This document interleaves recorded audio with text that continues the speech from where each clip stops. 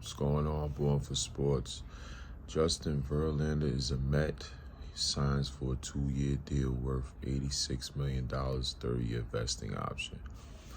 Listen, I said the other day I was lukewarm on getting Verlander to replace Jacob deGrom because of his age. I'm very concerned with trusting a 39-year-old pitcher to be the ace, as good as he is, though. You know, Verlander's a great pitcher, man. He's a Hall of Famer, first ballot. You know, he's coming off a Cy Young Award. He's been durable. However, it's very risky for a 39-year-old free agent pitcher to be called upon to be your ace, especially when we saw how Max, body betrayed him and broke down at the end of the season when we need him. But he's been more durable than deGrom the last 2 years, to be fair. So, we just got to hope that he stays healthy and they get these guys to the playoffs, if we're a playoff team. And that's another thing I want to say. I said I would have went with Rodon. He's younger.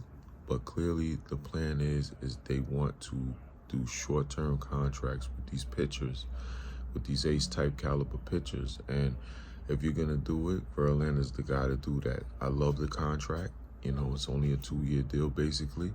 And, you're not on the hook and stuck with a bad deal with an old guy in case he does break down. So Verlander was the top guy on the market. He's coming off a Cy Young. I can't be too mad about that. The Mets adding him. It's a good, acquisition from that standpoint. I'm just have my concerns, and I would have went with Rodon because he's younger, but Verlander is the better player, and the Mets are clearly targeting the top fish of the market when it comes to pitching. Now, this also screams that they feel like they're a World Series caliber team.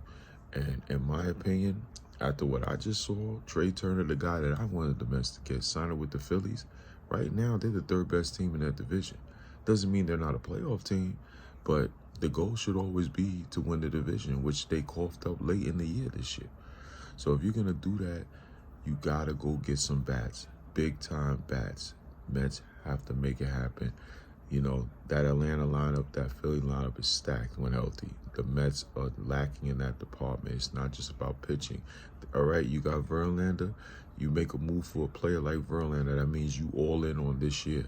So Eppler, get to work. Go get some bats in this lineup. Get another starting pitcher. All right, let's go. We need it because you know what? MLB, everyone's getting better, man, especially in that National League East. Let's go Mets.